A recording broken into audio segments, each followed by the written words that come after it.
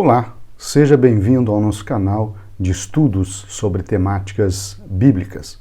Nessa oportunidade, nós vamos estudar sobre a cosmovisão cristã e a criação. Antes de nós iniciarmos o vídeo propriamente dito, eu gostaria de pedir a você que, se possível, inscreva-se em nosso canal, curta as nossas publicações e compartilhe com aquelas pessoas que você deseja enriquecê-las no conhecimento da Palavra de Deus. Dito isso, vamos então à temática do vídeo de hoje.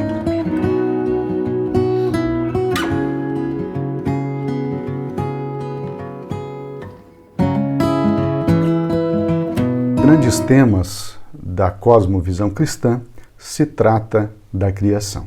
Por esse motivo, nessa oportunidade, nós vamos tratar da cosmovisão cristã e a criação. O nosso objetivo é compreender um pouco melhor como a temática da criação, ela, de algum modo, influencia o modo ou a maneira como nós enxergamos o mundo. Isso porque, quando nós falamos de cosmovisão, nós estamos nos referindo ao modo, à maneira como nós enxergamos o mundo, ou seja, a nossa visão de mundo. Quando falamos de cosmovisão cristã, nós estamos falando dos princípios, das crenças e dos valores que norteiam a maneira como nós enxergamos o mundo à nossa volta. No Salmo 33 e versículo 6, o salmista diz que os céus por sua palavra se fizeram e pelo sopro da sua boca o exército deles. A narrativa bíblica, ela inicia com a seguinte expressão: no princípio, Deus criou os céus e a terra. Essa majestosa proclamação, ela dá início a toda a narrativa bíblica e a partir dessa expressão nós entendemos que Deus, pelo seu poder, criou todas as coisas. Deste modo, nessa oportunidade, nós vamos buscar compreender o porquê dessa expressão, dessa frase ser tão importante para a teologia cristã, bem como para o modo como nós enxergamos o mundo à nossa volta.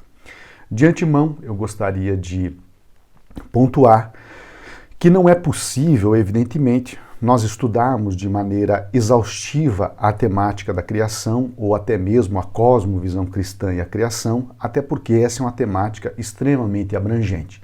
Por esse motivo, nessa oportunidade, nós vamos considerar alguns aspectos fundamentais, principalmente na relação de Deus com a sua criação e na relação de Deus com o homem e a relação do homem com a criação de Deus.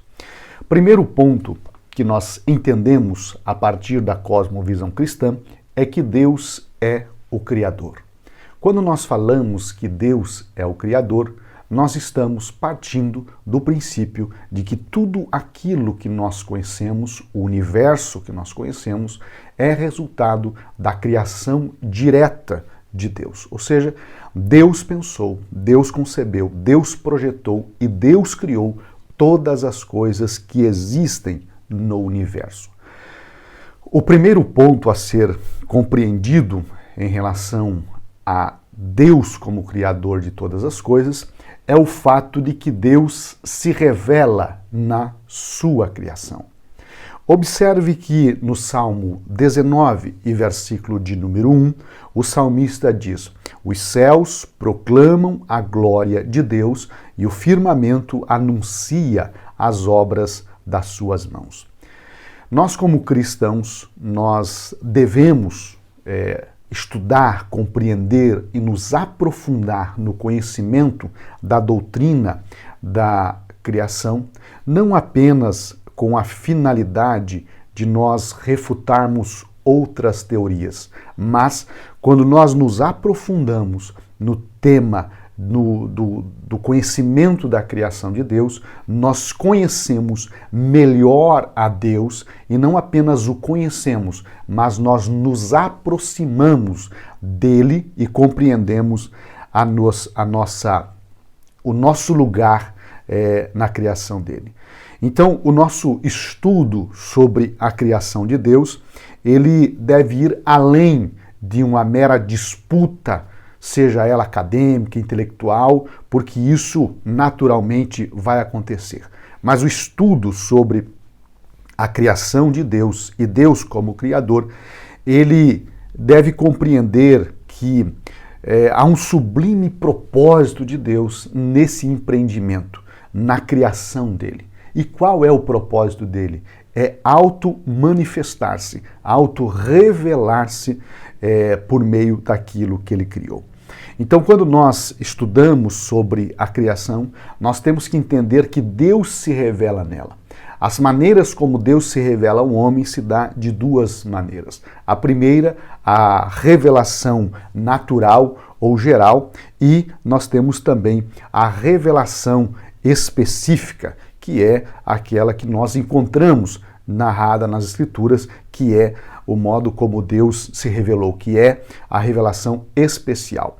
Quando nós falamos de revelação geral ou revelação natural, nós temos que entender que é a maneira pela qual Deus se revela a todos os seres humanos indistintamente. Ou seja, a revelação especial contida nas Escrituras Sagradas é acessada por aqueles que buscam conhecer Deus por meio das Escrituras. A revelação geral de Deus, basta olharmos para a criação que nós vamos perceber que há um Deus, um Criador, alguém que projetou, criou e exerce controle e direção sobre tudo aquilo que foi criado. O segundo ponto em relação a Deus como Criador é que, com sabedoria, Deus fundou a terra. Há no livro de Provérbios, no capítulo 8 e os versículos 20 em diante, um discurso da sabedoria. E no versículo 27, mais precisamente, nós lemos que a sabedoria diz que quando ele preparava os céus, aí estava eu. E eu acho interessante um comentário do Walsh e do Middleton sobre esse texto, que eles dizem que a sabedoria não é meramente o plano de Deus para a criação no abstrato.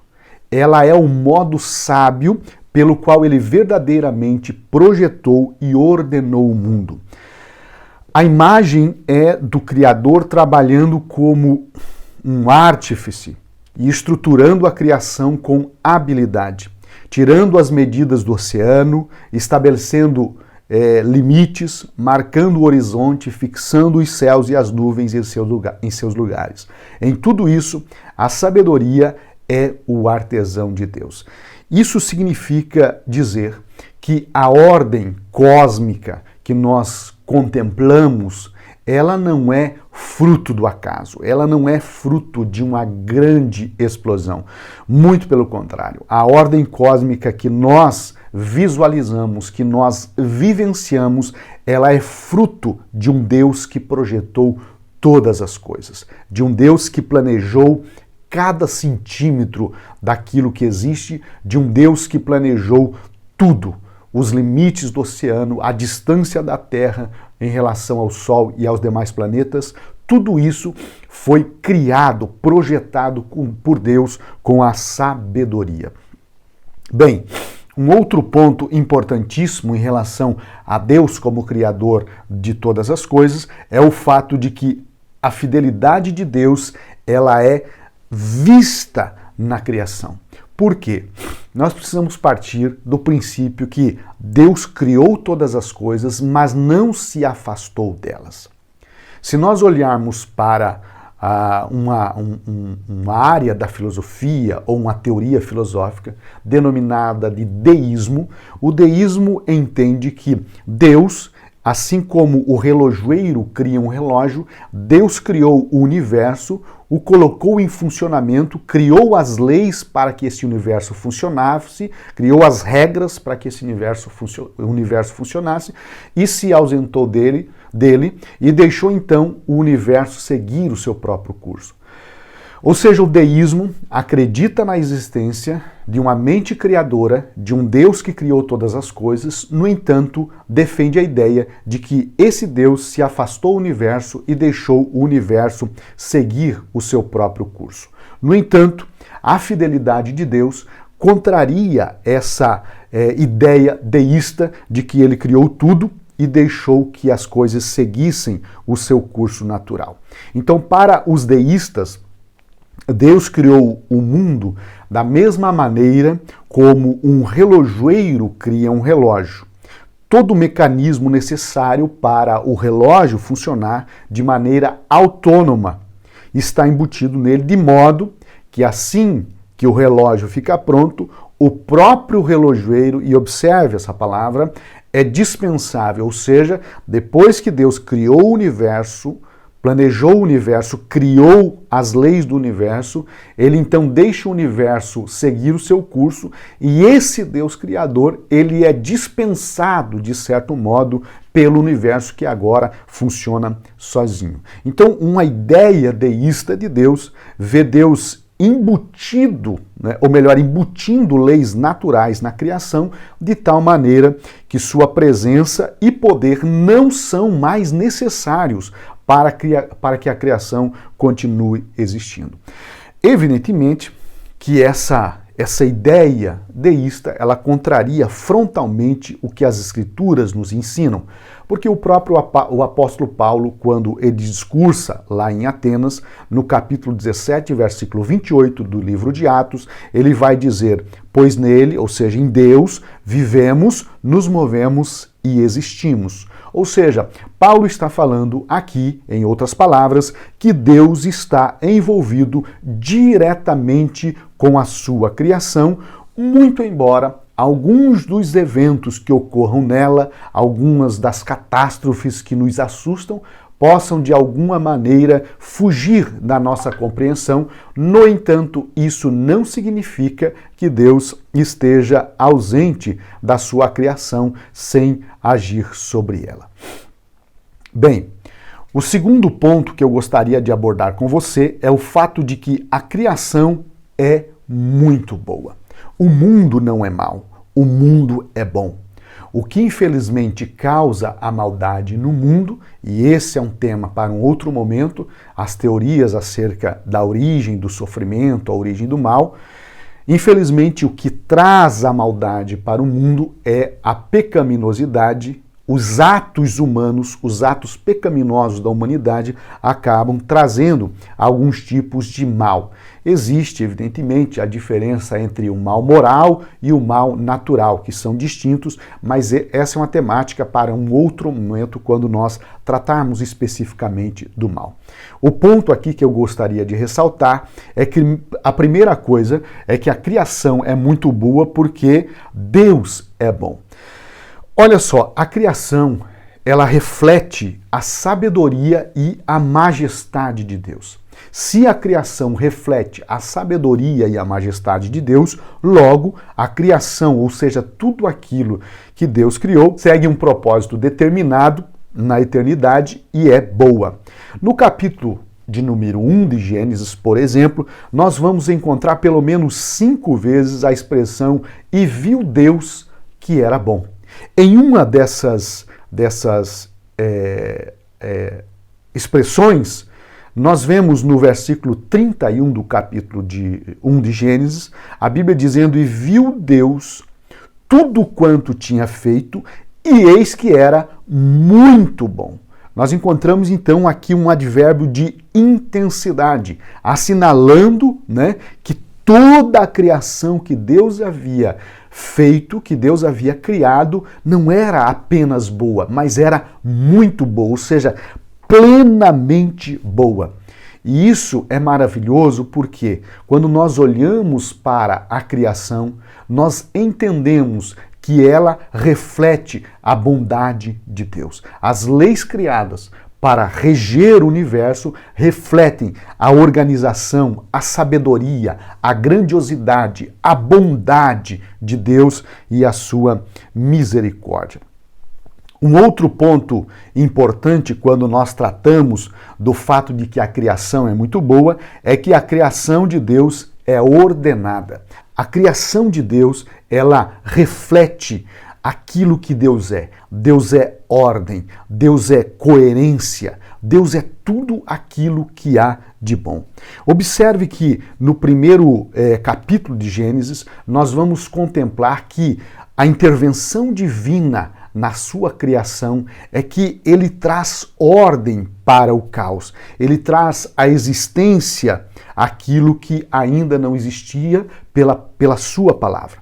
A natureza, portanto, ela segue padrões estabelecidos por Deus, podendo ser observado, esses padrões podem ser observados quando nós estudamos, por exemplo, as leis da química, as leis da biologia, as leis da física e as próprias leis da matemática, nós percebemos que tudo há ordem, tudo há coerência, tudo há algo muito bem planejado. Sobre isso, eu acho interessante uma colocação do Abraham Kuyper, que ele diz que toda a vida criada necessariamente carrega em si uma lei para a sua existência instituída pelo próprio Deus. Ou seja, o mundo só continua existindo porque o próprio Deus estabeleceu leis para que esse mundo ele não entrasse num processo de autodestruição. Deus estabeleceu leis muito precisas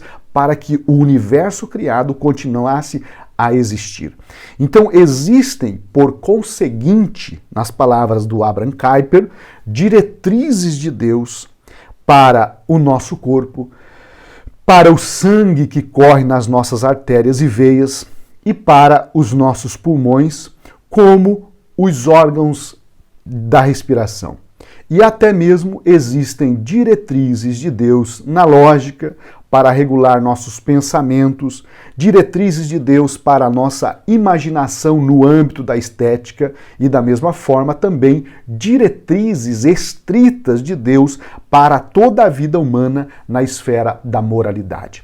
E aqui você percebe que o Abraham Kuyper ele faz uma distinção muito interessante em relação às leis que regem os elementos físicos e materiais do nosso universo, mas Deus, em sua sabedoria, ele não cria apenas boas leis para governar o mundo natural, mas Deus também cria leis boas, necessárias, que devem servir de fundamento para guiar as nossas decisões morais. Ou seja, se Deus, na sua bondade, grandeza, sabedoria e misericórdia, criou leis boas, essenciais, precisas para o universo, digamos, se conduzir, para o universo continuar a existir em harmonia, o próprio Deus cria as leis morais para guiar a nossa conduta. E, portanto, nós, como seres humanos, criados à imagem de Deus,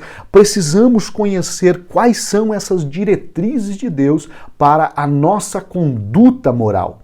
Deus não colocou o homem aqui na Terra simplesmente num mundo governado por leis precisas que guiam o curso da natureza e o homem ele deixou à mercê dos seus desejos. Muito pelo contrário, se há leis que guiam a natureza, há leis também que devem guiar o ser humano, não apenas no seu sentido físico, mas também e de forma muito mais direta no seu sentido e no seu aspecto moral e espiritual. Então Deus não cria o homem e joga ele no mundo para que o homem vivesse da maneira como lhe aprouver. Não, o homem precisa compreender quais são as diretrizes morais e espirituais de Deus para a sua vida e pautar a sua conduta nela, para que a nossa vida esteja em sintonia e harmonia, tanto com a criação de Deus, mas acima de tudo com o Criador. Para finalizar, nós vamos trazer um último tópico sobre cosmovisão cristã e a criação, que é o fato de nós termos sido criados à imagem de Deus. A grande questão que nós nos perguntamos quando tratamos, né, do fato de sermos criados à imagem de Deus é o que é o homem.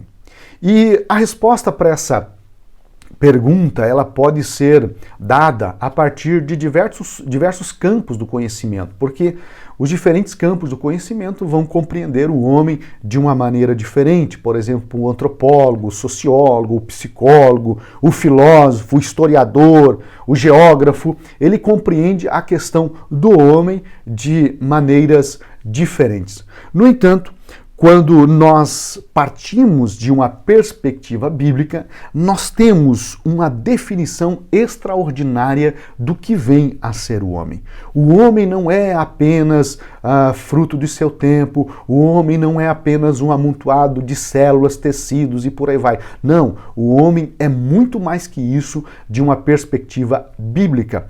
O homem, de uma perspectiva bíblica, é um ser criado à imagem e semelhança de Deus, como está descrito em Gênesis capítulo 1 e versículo 26.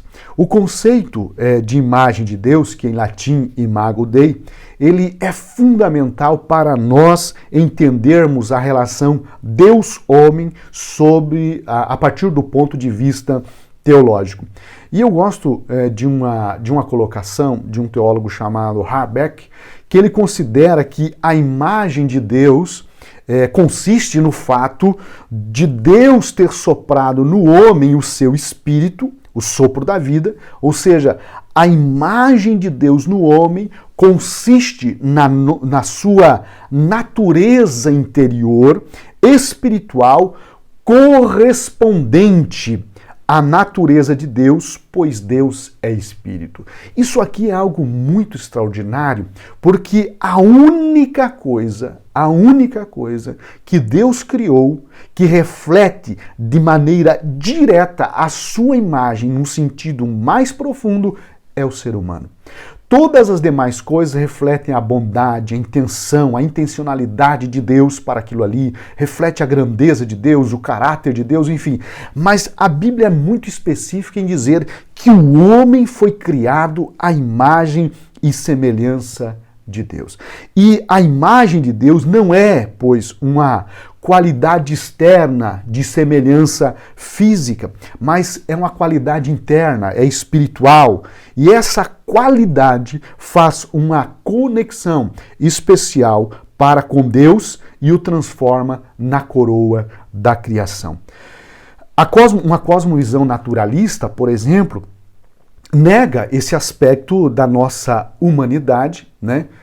Essa dimensão espiritual do ser humano é negado por uma cosmovisão naturalista, porque uma cosmovisão naturalista entende que o homem é um ente meramente biológico. O homem é apenas matéria e ele deve ser concebido, compreendido e estudado na sua materialidade, excluindo qualquer possibilidade de uma transcendência espiritual ou um contato ou a existência com o mundo espiritual. Então, uma cosmovisão naturalista, ela vai negar a natureza espiritual e a possibilidade do ser humano se relacionar com um Deus transcendente que numa cosmovisão naturalista não existe. Mas nós olhando para a Bíblia Sagrada, para aquilo que as Escrituras nos ensinam e também para toda a história da humanidade, nós vamos ver um Deus que se relaciona com o ser humano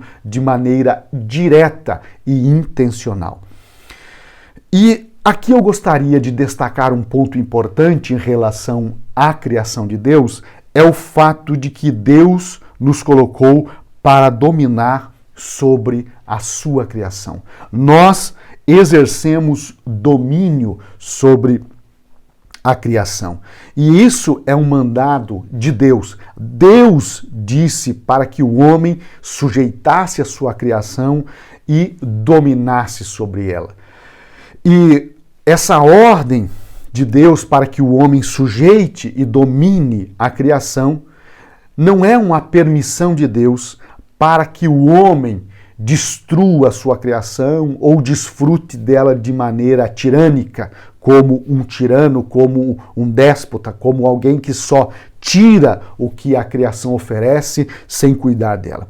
Explora os seus recursos naturais, né, gerando impactos negativos significativos no meio ambiente e por aí vai. Eu acho interessante uma colocação do Jonathan Chaplin, que ele diz o seguinte: nós podemos prensar as uvas para fazer o vinho, mas não poluir a vinha. Podemos desenvolver tecnologia sofisticada, mas não em detrimento de trabalho humano recompensador. Somos livres para comer de todas as árvores do jardim, mas não para pulverizá-las com produtos químicos destrutivos com vistas apenas ao lucro rápido. Então aqui nós devemos estar atento, né, para o fato de que a questão fundamental apontada pelo autor é o cuidado e a proteção da criação divina. Isso não significa endeusar a criação, muito pelo contrário. O endeusamento da criação é pecado, mas o cuidado dela é uma ordenança, é uma ordem de Deus para o ser humano. O cristão, ele deve olhar para a criação como, digamos, o quintal de Deus, aquilo que ele planejou para nós cuidarmos. E ele se deleita quando o ser humano cuida da sua criação. Por quê? Porque foi a ordem dele. Foi a ordem de Deus para que nós a sujeitemos, nós dominemos, mas isso não é uma ordem para nós destruirmos com a sua criação. E nós precisamos compreender como seres humanos, principalmente como cristãos, que nós temos o dever de cuidar do meio ambiente, cuidar daquilo que Deus criou e de todas as coisas, e não apenas, e aí quando nós falamos de cuidado para com a criação, não é apenas a natureza inanimada, não, mas é também o cuidado com outros seres humanos. Nós fomos criados por Deus para interagir na sua criação, mas interagir de maneira positiva, cuidando de tudo aquilo que ele criou. Bem, para finalizar, eu gostaria de frisar o fato de que quando nós estudamos sobre a cosmovisão cristã e a criação, nós podemos perceber que Deus é um Deus criador de todas as coisas, e ele tem um compromisso, e ele é fiel com esse compromisso, no sentido de cuidar de todas as coisas que ele criou. E ao compreendermos com clareza esse aspecto da cosmovisão, é possível nós então avaliarmos qual é o nosso verdadeiro papel em relação a tudo aquilo que foi criado por Deus, mas acima de tudo, a nossa relação entre homem e o Deus Criador. Diante disso, nós devemos ter na nossa mente que o homem, ele não foi criado apenas como mais um item na criação de Deus. O homem não foi criado apenas como mais algo a mais. Não, o homem foi criado à imagem e semelhança de Deus com uma função distinta de todas as demais coisas, e ainda acrescenta-se a isso o fato de que, se nós olharmos para o Gênesis, nós vamos ver que Deus visitava o jardim pela viração do dia, não pelo jardim, mas Deus visitava o jardim pela viração do dia para ter o contato com o ser humano. Esse Deus Criador Todo-Poderoso, ele não criou um universo e deixou esse universo seguir as suas próprias leis naturais e se ausentou dele. Muito pelo contrário. Deus criou o universo e ele é participante desse universo, principalmente na relação dele com o ser humano. Por isso que é maravilhoso nós enxergarmos a vida, enxergarmos o mundo a partir dessa perspectiva. Qual perspectiva? Um Deus que criou todas as coisas, criou o ser humano para se relacionar com ele, e este ser humano criado por Deus foi colocado aqui nesta terra para cuidar, para administrar, para gerenciar a criação de Deus. E Deus deu a sabedoria, as habilidades e as competências necessárias para que nós exercêssemos o domínio, sujeitássemos a natureza, não de modo a destruí-la, mas de modo que ela glorifique a Deus e também sirva para nós de subsistência necessária para a continuidade da nossa vida. Um forte abraço, que Deus te abençoe.